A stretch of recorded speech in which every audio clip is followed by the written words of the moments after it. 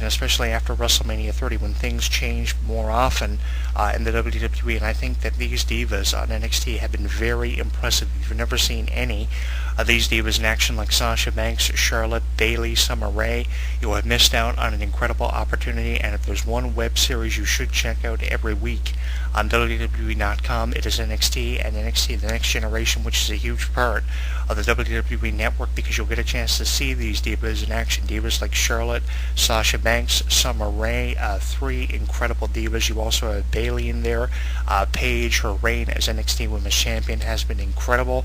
I've enjoyed every match Paige had as NXT Women's Champion, and I'll enjoy her matches on Raw and SmackDown when she's eventually called up from NXT to Raw or SmackDown, which I'm hoping is going to be sometime after WrestleMania 30, which will be the very near future. I'd love to see a match between AJ and Paige for the Divas Championship because of the phenomenal technical wrestling we would see more than likely in the match. It wouldn't be a match where power goes up against speed. It would be a match where technical wrestling ability clashes with technical wrestling ability, and I think there would be a great storyline created and derived from a feud between AJ and Paige, with Paige playing the fan favorite, AJ playing the heel, or you could reverse the roles, with AJ going back to being a fan favorite from the earlier days of her career spent on NXT Season 3 and on Raw and SmackDown when she was feuding with the likes of Layla when Layla was Women's Champion. You could have AJ be the fan favorite and Paige be the heel character in the storyline, because Paige is the anti-diva, which is what's been representing her ever since she first appeared on NXT and started developing her skills. So that would be an interesting change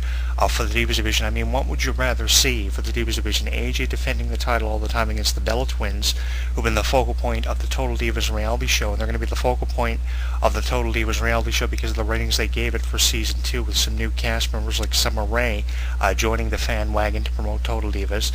What would you rather see, AJ defending the title all the time against the Bella Twins, or Natalya, the daughter of Jim the Animal Neidhart, or something like AJ versus Paige, which is something that we have never seen before on the other side of things for the Divas division? I think it would do a great deal of justice for the Divas division if we didn't see that same amount of consistency we've been seeing for the past 6 months, and really that's where all this negativity is coming from, seeing the same 5 or 6 matches, 3 or 4 pay-per-views pass on the pay-per-view calendar, and we've seen the same 2 divas, or the same 3 divas in a triple threat, or the same 4 divas in a fatal 4-way match for the Divas Championship. We need something different happening for the Divas division, and I think Paige can give us this differentiality we've been hoping and praying for the Divas division, because what it comes down to is if the Divas division keep repeating history, what's going to happen is the TNA Knockouts division and the division in Ring of Honor and women's wrestling, even on the independents, is going to do circles around the Divas division, and that shouldn't be happening. The Divas division should be setting an example for independent women wrestling, and it should be setting an example for Ring of Honor women's wrestling and the TNA Knockouts division.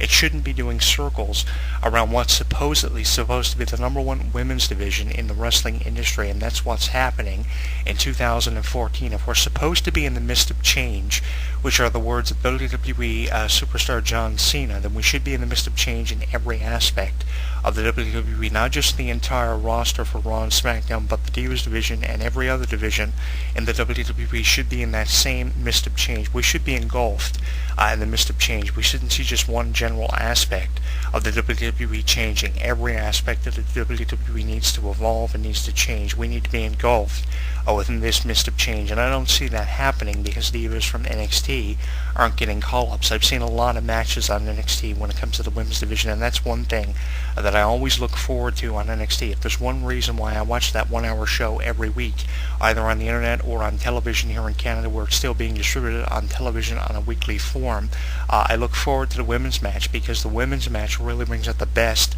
of the women's division in the WWE. You may look at the Divas roster on Raw and SmackDown and try to compare it to a roster like we had back in 2003, 2004. You had Christy Hemme, Stacy Keibler, Tori Wilson, so many phenomenal divas. Hiroko, the manager of Kenzo Suzuki, who was starting to wrestle before they all got released around the same time, Jackie Gata.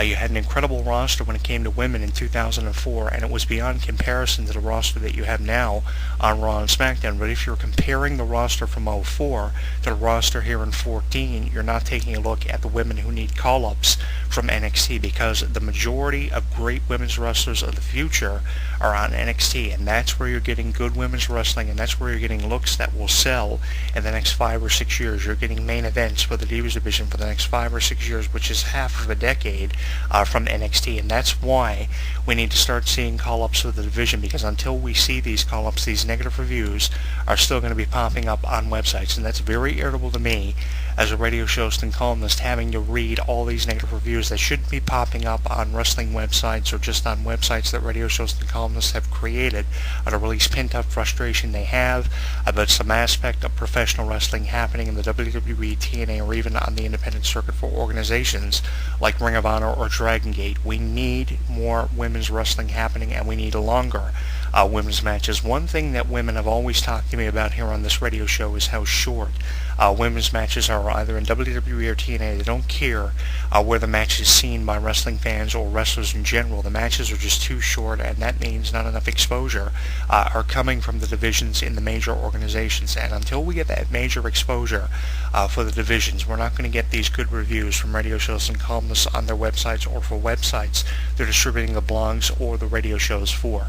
So that's what we need. We need more exposure, and we need more time devoted to women's wrestling. A reality show, I mean, how many times do we see a reality show with women on daytime television or in primetime lineups? We see it all the time. We either see repeats of the same reality show during the daytime and debuts of the same kind of concepts for reality shows in prime time. We're seeing that all the time. And if not the same reality show, it's a different reality show with the same kind of concept. I mean, Total Divas, not knocking the show and not knocking how much time WWE had devoted to it, but it's not focusing on a lot of aspects they should be focused on for a reality show, and that's not giving the women's division the exposure that's been desperately crying out for. What we need to see here are more matches with more women. We could even have six-pack challenges. What happened to those matches for the Divas and Women's Championship when you had up to 6 women challenging for the championship? Sometimes you would even have 7 through 10 women in one match, gauntlet matches and everything happening for the division for the title. And now we're lucky if we see 4 women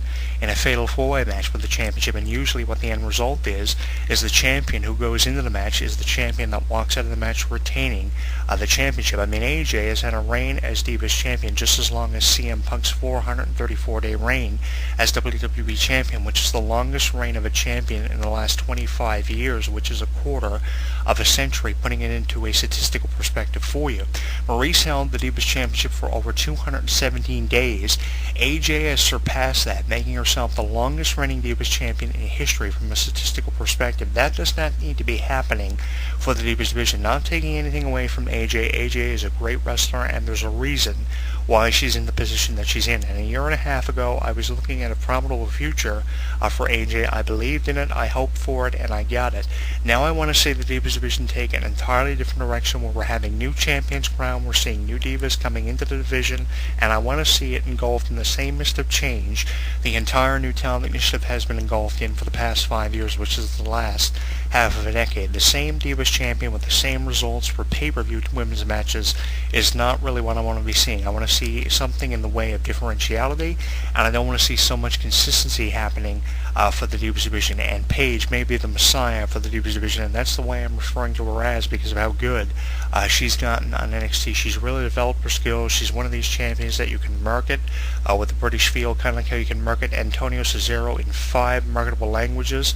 And just as a future WWE World Heavyweight Champion, with the performance he gave inside the Elimination Chamber, it was incredible watching him as one of 5 challengers out of the 6 wrestlers who competed in the Elimination Chamber match. Not saying that Randy Orton didn't deserve to win his very first Elimination Chamber match in his career after becoming the youngest superstar to ever compete in an Elimination Chamber match, but the other superstars in the match did contribute a lot and put Randy Orton over the top, making him look infamous for his match with Dave Bautista at WrestleMania 30 and other matches like The Undertaker versus Brock Lesnar. That is the reason why the New Talent Initiative is being talked about so much, because of superstars like Jack Swagger and Antonio Cesaro. And Paige is the reason why the Divas division could be being talked about just as much, but because she isn't called up to Raw or SmackDown, that's why we're not seeing as much conversation being derived from what's happening in the Divas division. And we really need to get get to that point where we're seeing just as much conversation for the Divas division as we are for the entire New Talent Initiative. If you've never seen any of Paige's matches, make sure you go to youtube.com and YouTube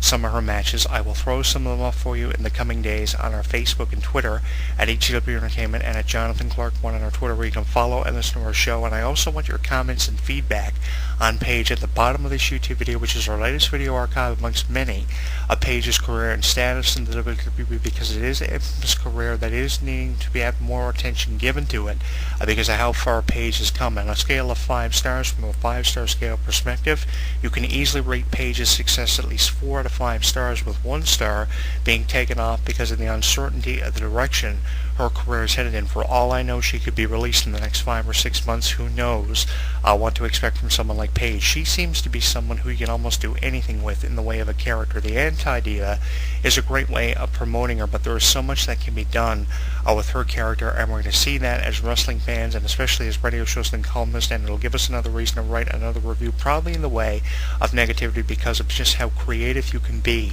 with Paige's character. I think she's just one of the most unpredictable divas that we've ever seen in the Divas division. She's just as unpredictable as when AJ was earlier on in her career. AJ's not as unpredictable as she was probably 5 or 6 months ago, or even a year ago, because it was only early in the development of AJ's character, and they were trying to push her to becoming a number 1 contender for the Divas Championship when Dolph Ziggler was getting his push as world champion before the titles were unified.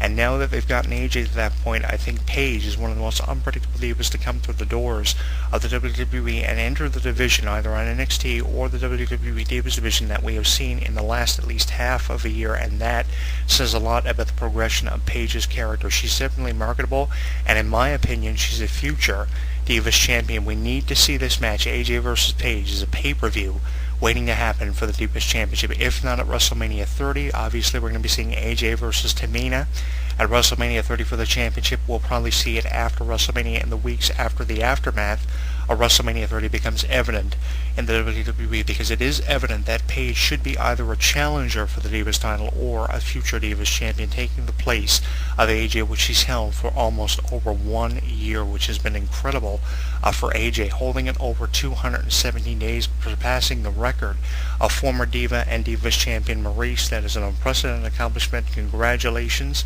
to AJ for getting that far, but you have a challenge awaiting you down the road that maybe you won't even be able to comprehend.